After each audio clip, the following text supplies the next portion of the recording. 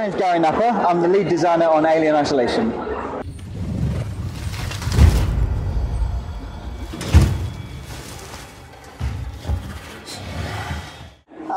So we've been in development for over 3 years. So we've been in development at the same time as Alien Colonial Marines was. And our biggest worry as a team was that they would do something similar to us.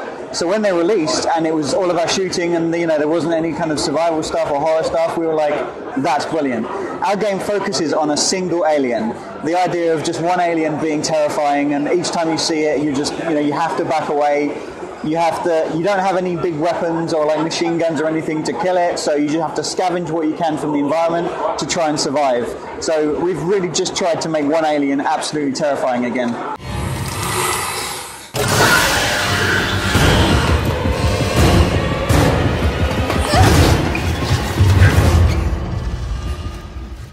It's interesting because a lot of people were so angry about Colonial Marines because they were huge fans of Alien and huge fans of aliens, and they really wanted the thing they loved to be playable, And when people asked me that sort of stuff, I asked them, I was like, just play the game, just sit down, pick up the controller and see what the alien is like. Because it really does feel like you are being hunted by this smart creature that can adapt and get to you, and it really is quite an experience. And it's so different from Colonial Marines that it just feels like you almost can't compare them because they're very, very different games. I understand why a lot of games have gone for the whole kind of, gunning down lots of aliens and the aliens feel. And that's cool because that is a really kind of fun approach to take. But it's never been the game that we as developers have wanted to make. And we always wanted to make that people say the first Alien film is like the first sci-fi survival horror. It's like, that would make a great game. So we tried to make it.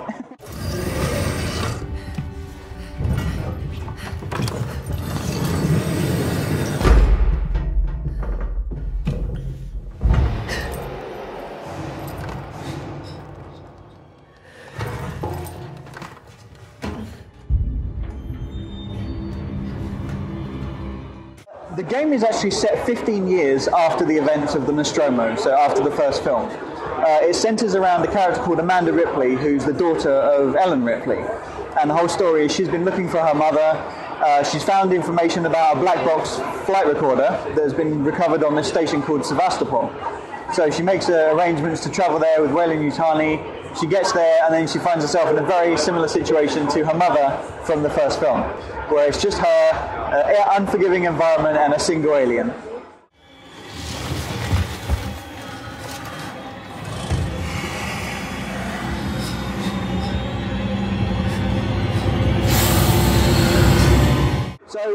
And honestly, there's other threats aboard the station.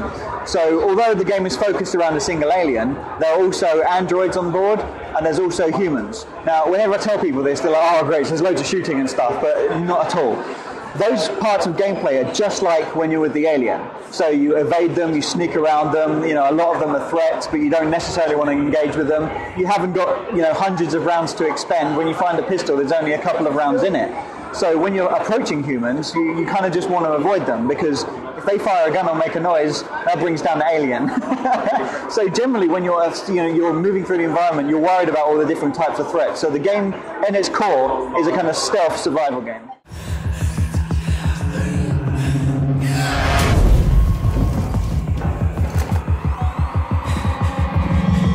It isn't possible to kill the alien with the weapons you've got in the game. It's all about evading him and trying to get away with him, and there's things like, even if you haven't got any devices or you haven't managed to craft anything or you've got no ammunition or anything, you can still use the environment to your advantage. So if you can get to a door that has an emergency close button on it, you can hit that button and the door will close behind you, and then you've got a couple of seconds to hide somewhere before the alien gets his way around.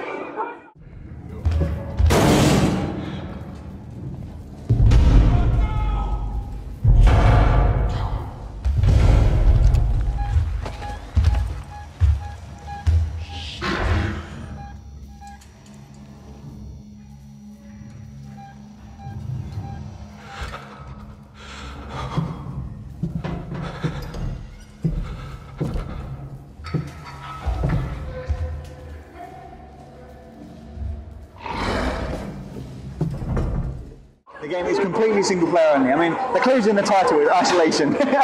We thought about that kind of thing, but as soon as you play a game with someone else or against someone else, you lose that feeling of being alone and being hunted. And we wanted the alien to feel like it was this deadly thing that's bearing down on you the whole time. And I think we've done a very good job of representing that.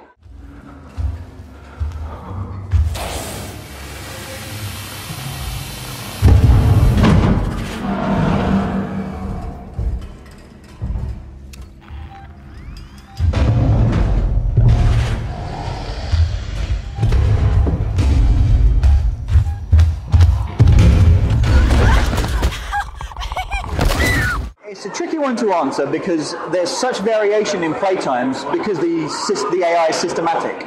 So you and I could play the same mission through. You might see the alien a whole bunch and being hiding and being really, really careful. I might never see him. So we would have very different length of playthroughs. But on average, we'd say about 12, 15 hours, something like that. But it can be much longer or much shorter.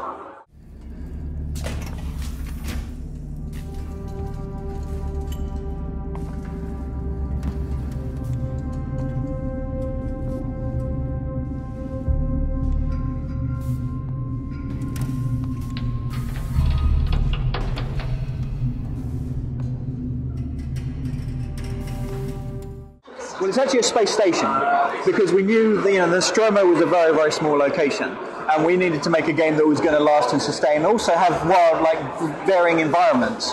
So we said, if there was some kind of station out there, what would it be? And we likened it to like a small town, where we said, okay, we need a hospital, it would need places for people to work, places for people to sleep, recreational areas and things like that. And this gave us some really interesting archetypes that we could get a lot of variation in the visuals. So it feels like a real outpost living in space that you'd visit. I don't know if you can hear me, but I made it across. It's really bad here, Verlaine. I think there's something here. Sevastopol Station is something we've created from scratch, and we've built it out of components. It sounds strange, but we broke down the entire set of the first film and looked at all the little details they used and how the set was constructed and geometry and even the early concept stuff from Ron Cobb and things like that. We really went into detail on it, and then we built up these new sets that we could use in different archetypes, so we could create our own spaces. But when you look at it, it looks like it's from the set of Alien. So that's what we've gone for.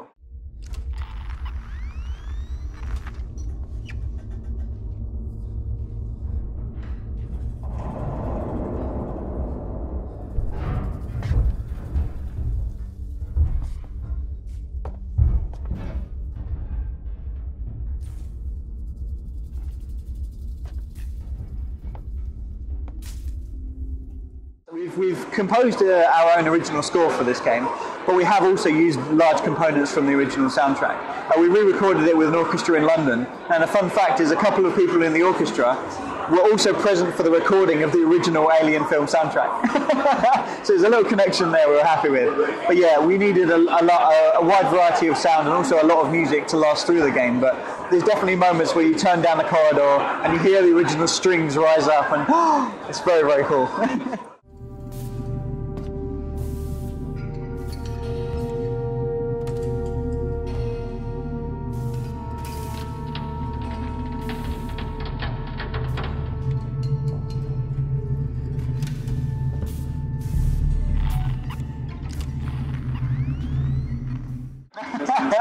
I'm officially not allowed to comment on. No, we've had lots of people jump, and it's brilliant when there's people in the studio who've been working on the game for many years.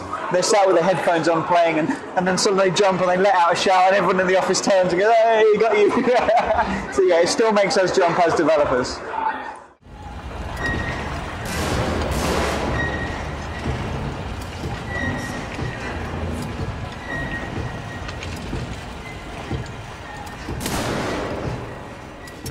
Well, the alien is based around a set of sensors, so it can understand sound and light and movement and things like that. It can hear you, it can see you, but it also has a kind of rough understanding of its environment. And we use that to drive a set of behaviours that we unlock as the game goes through. So when you first meet the alien, if it hasn't seen you before, it might take him a little while to spot you. Well, if you would throw something that was a distraction, he might go and investigate it. But later on, he starts getting wise to what you're doing and changing his behaviour. And the more you act in a certain way, the more he sees that and then adapts his behaviour. So as a player, I think it's incredible that you can light a flare, throw the flare and see the alien go for it. Next time you're like, oh, I'll do that again, and then you do it, and something different happens. And you go, oh, okay. It's a lot like playing against another player in some ways.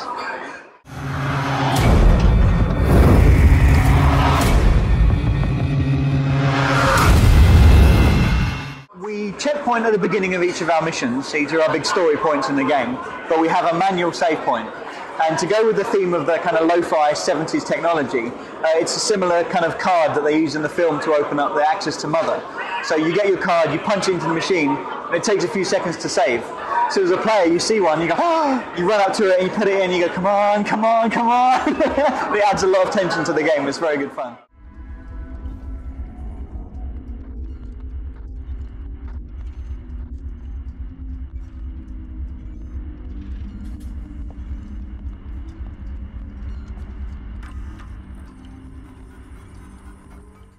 Oh, pretty much we are going on Xbox One, 360, PlayStation 4 and PlayStation 3, and on PC.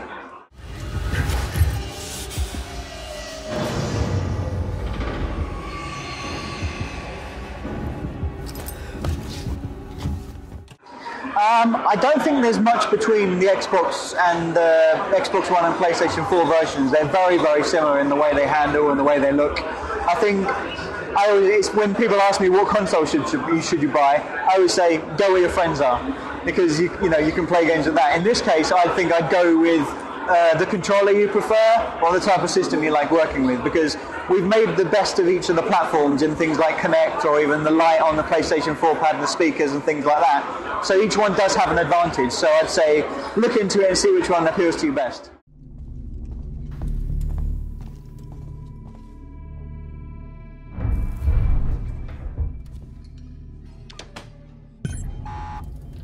Now play nice.